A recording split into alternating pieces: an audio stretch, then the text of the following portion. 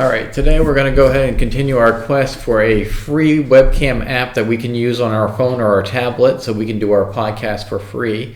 Today I found another webcam app. It's called Camo Studios, and this one's a little bit different because it's supposed to have a slider that's supposed to help frame our shots, and so this is going to give us a little bit of advantage. It also has a less obvious watermark, so you can see the watermark above my head possibly, and that is from the DroidCam. And so I've gone ahead and installed the Camo Studio app already on my computer, and I've already got it installed on my phone. So what you do is just go ahead and open up both of those, and once you see this screen here, what you're going to go ahead and need to do is go over here to where you're going to say pair a device, and then you're going to click on this little icon that looks like a Wi-Fi, and then you need to go ahead and scan your QR code with your phone or your tablet so that it can go ahead and connect to your PC. So let me go ahead and do that for you. So now that you can see it's correctly paired with my phone, and we can see some of our objects here. We have the background that we can go ahead and edit.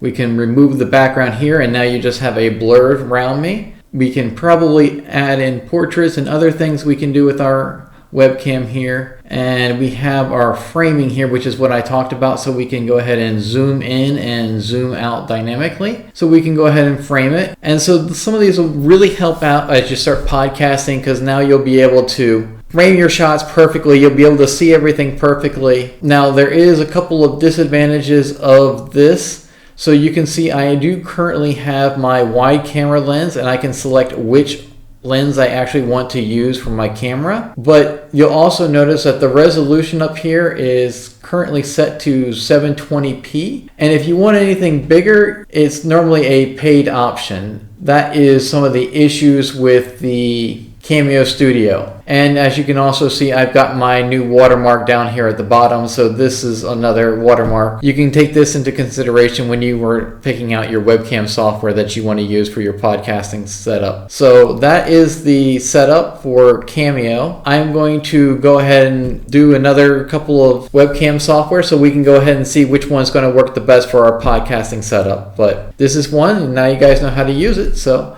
hopefully that helps you.